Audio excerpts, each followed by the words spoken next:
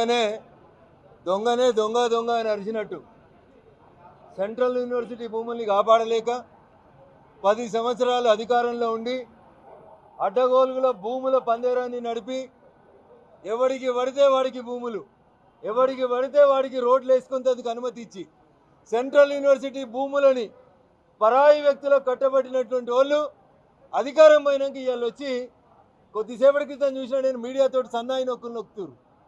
ఏం చెప్తున్నారు వాళ్ళు? సెంట్రల్ యూనివర్సిటీ భూముల్ని కాపాడు నేను అడుగుతున్నారు. నేను అడుగుతున్నా, మీరు అధికారంలో ఉన్న 10 సంవత్సరాలు, చంద్రశేఖరరావు ముఖ్యమంత్రిగా ఉన్న 10 ఏళ్ళు ఏడ గుడ్డి గాడిదల పనులు తోమేందుకు పోయినరు. బావా బామ్మర్దులు ఇద్దరని చెప్పాలి. అయ్య తప్పితే కొడుకు, కొడుకు తప్పితే బామ్మర్ది. వీళ్ళే కదా ప్రభుత్వాన్ని ఏలింది.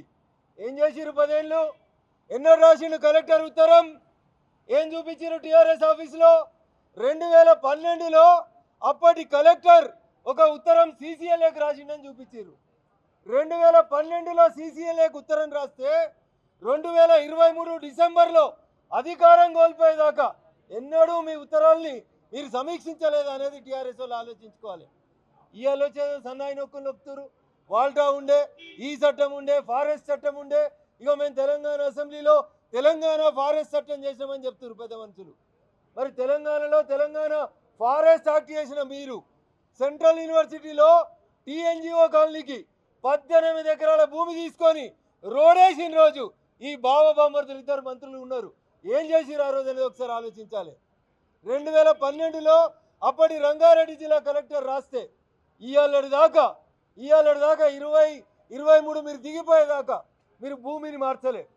ఎంత కన్నింగ్ వల్ల వాళ్ళు చెప్తా మీకు. భారత ప్రభుత్వం ఒక హార్టికల్చర్ యూనివర్సిటీ ఇచ్చింది. అది తీసుకుపోయి గజ్వేల్లో ములుగులో పెట్టుకున్నారు. మాకేం బాధ లేదు. అది కూడా గెజెట్ ఇచ్చింది భారత ప్రభుత్వం. తర్వాత తెలంగాణ కేబినెట్, ఇదే హరీష్ రావు గారు, అదే కేటీఆర్ గారు, వీళ్ళంతా ఉన్నటువంటి కేబినెట్ ములుగులో హార్టికల్చర్ యూనివర్సిటీ పెడితే ఆ భూములని ట్రాన్స్ఫర్ చేసిరు రెవెన్యూ రికార్డులలో. ఏమని? ఆ భూముల పేరు కొండా లక్ష్మణ్ బాపూజీ హార్టికల్చర్ యూనివర్సిటీ అని రాపించిరు పహానీలలో. కానీ 1974లో గెజెట్ ఇచ్చిన భూములని సెంట్రల్ యూనివర్సిటీ భూములని పటవారికి చెప్పి రాపియలే. ఎందుకంటే టీఆర్ఎస్ వాళ్ళ ఇంటెన్షన్ భూములు అమ్ముకోవడం, కాంగ్రెస్ వాళ్ళ ఇంటెన్షన్ భూములు అమ్ముకోవడం. ఇద్దరు దొంగలే. వాళ్ళ అధికారంలో ఉన్నప్పుడు అదే పని చేసిర్రు, వీళ్ళ అధికారంలోకి వచ్చినా కూడా అదే పని చేస్తారు. 2012 రంగారెడ్డి జిల్లా కలెక్టర్ రాసిన లెటర్లో 2185.8 ఎకరాల భూమి ఇది సెంట్రల్ యూనివర్సిటీ ఆధీనంలో ఉన్నది అని రాసింది. దాన్ని ఇలా యూనివర్సిటీకి అని మేము అడుగుతున్నాం. నేను నిన్న మీడియాతో మాట్లాడుతున్నప్పుడు 2012లో ధర్మేంద్ర ప్రధాన్ గారు అప్పటి ముఖ్యమంత్రికి ఉత్తరం రాసిండ్రు అని చెప్పినాను. అది 2012 కాదు, 2022. బాగా మా టీఆర్ఎస్ వాళ్ళు ట్రోల్ చేస్తున్నారు. 2012లో ధర్మేంద్ర ప్రధాన్ ఉత్తరం రాసిండంట.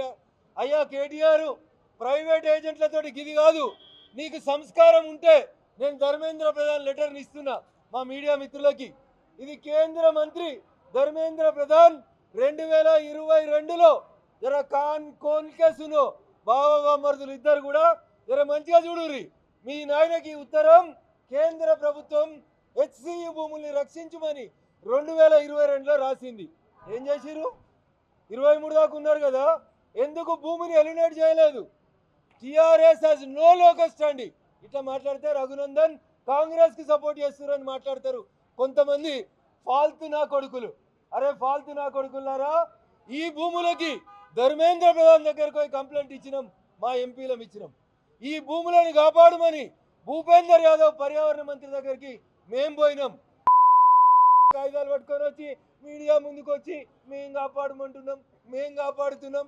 ధర్మేంద్ర ప్రధాన్ ఉత్తరం రాస్తే చంద్రశేఖరరావు అనే ముఖ్యమంత్రి 2022 నుంచి 2023 దాకా ఎందుకు కాపాడలేదు భూములు? ఏముంది లోకస్ స్టాండ్ ఇవ్వాలి మీకు? వచ్చి మేము కాపాడుతానికి ప్రయత్నం చేసినాం. ఇన్ని చట్టాలు రద్దయినాయి, అన్ని చట్టాలు మొత్తం ఈ రాష్ట్రంలో భూముల్ని నాశనం చేసింది, రియాల్టర్లకు కట్టుబెట్టింది. ముఖ్యమంత్రి అనే ఆఫీసుని రియల్ ఎస్టేట్ సంస్థగా మార్చింది ఎవడని ఉంటే అది టీఆర్ఎస్ పార్టీ. ఇలా మీడియా ముందుకు వచ్చి మాట్లాడుతున్నటువంటి పెద్ద మనుషులు వీళ్ళు రఘునందన్ రావుని ట్రోల్ చేస్తారా? 2012-22 అని కేసీఆర్ కూడా 100 సార్లు మాట్లాడిండు. పగటీలు మాట్లాడినప్పుడు గట్లే మాట్లాడిండు, రాత్రి మాట్లాడినప్పుడు గట్లే మాట్లాడిండు. నేను ఎప్పుడు మాట్లాడినా ఓషుల్నే మాట్లాడతారా? ఈ ఉత్తరాన్ని నీ టీఆర్ఎస్లో ట్రోల్ చేయరా? నీకు చేతనైతే నీ టీవీ ఛానల్లో రాయి. 2012లో 2022లో ధర్మేంద్ర ప్రధాన్ ఉత్తరం రాస్తే మా ముఖ్యమంత్రి పొద్దుగాలోటి పొద్దుకేసి 4 ఏళ్ల దాకా వన్నాడు, మేము మార్చలేదు భూములను రాయిండ్రు. మేము స్టూడెంట్స్ తరఫున కొట్లాడుతున్నాం, భారతీయ జనతా పార్టీ కొట్లాడుతుంది. ఎవడో అవలగాడు పెట్టిండు సోషల్ మీడియాలో ఏమని, కేంద్ర ప్రభుత్వం ఆపచ్చు కదా. అరే దివానల్లారా, మంత్రులుగా చేసిర్రు, ముఖ్యమంత్రులుగా చేసిర్రు. భూమి కాపాడాల్సింది ఎవడంటే రాష్ట్ర ప్రభుత్వం కాపాడాలి, కలెక్టర్ కాపాడాలి, తహసీల్దార్ కాపాడాలి. కాబట్టి ఐ వెల్కమ్. నా మీద మీకు చేతనైన ట్రోలింగ్ చేసుకోరి, నాకు తెలుసు మీతో ఏం కాదని. కానీ మేము నిజంగా కూడా నిజాయితీగా యూనివర్సిటీ దిక్కే ఉన్నాం, పిల్లల దిక్కే ఉన్నాం. ఈ ఇంచు భూమి పోకుండా కొట్లాడతాం. మీలాగా ఇటు అటు డ్యూయల్ స్టాండ్ కాదు. అధికారుల నుండి ఒక రకం, ప్రతిపక్షాల నుండి ఇంకొక రకంగా మాట్లాడేటోళ్ళం కాదు.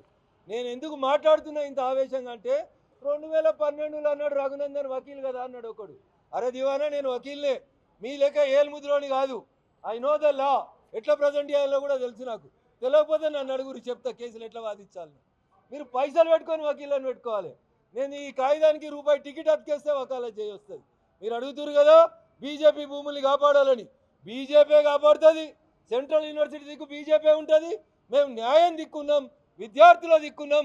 అమరులైనటువంటి విద్యార్థుల సాక్షిగా ఈ ప్రభుత్వాన్ని నిలదీసే దమ్ము, ధైర్యం ఒక బీజేపీ ఎంపీలకు మాత్రమే ఉంది. మరిన్ని వీడియోస్ కోసం ఛానల్ ని సబ్స్క్రైబ్ చేయండి. లేటెస్ట్ అప్డేట్స్ కోసం వాట్సాప్ ఛానల్ ని ఫాలో అవ్వండి. ఆ లింక్ డిస్క్రిప్షన్ లో ఉంది.